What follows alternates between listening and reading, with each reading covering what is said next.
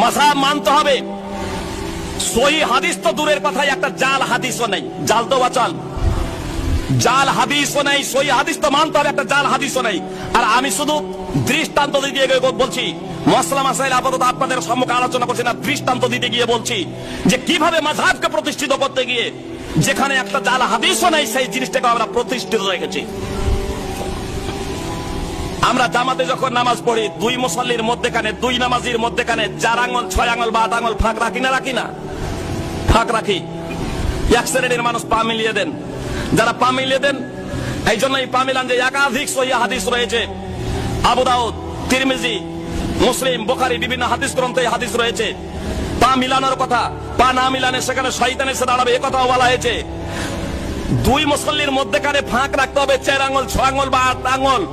দুই মুসল্লি পায়ে পা মিলাবে না, এই প্রসঙ্গে সহিহ হাদিস তো দূরের কথা, একটা জাল হাদিস, ভিত্তিহীন হাদিসও নেই, এমনকি কোন ফিকহের বইও লেখা নাই, কোন ইমামও এ কথা বলে যায়নি। আমরা যারা বলছি ইমামকে মানি, মাযহাব মানি, কোন ফিকহের বইয়ে লেখা আছে? জিজ্ঞেস করবেন।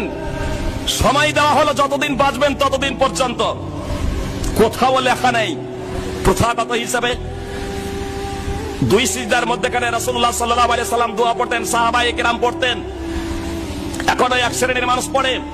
এক শ্রেণীর মানুষ আমরা আছি, দুই সিজদার মধ্যখানে দোয়াই পড়ি না। দুই সিজদার মধ্যখানে দোয়া না পড়ার ব্যাপারে একটা জাল হাদিসও নেই। একটা কোনো কিছু করতে গেলে তার তো দলিল হওয়া দরকার। কেন আপনি করবেন? দলিল তো হওয়া দরকার, কেন সেটা করবেন? আমি আপাতত মসলা মাসাইল বলছি না, আমি দৃষ্টান্ত দিচ্ছি। যদি বলেন যে দলিল আঙুল নাড়ে, আঙুল নাড়ার হাদিস আছে, আবু দাউদ, নাসাই এবং মিশকাতেও আছে।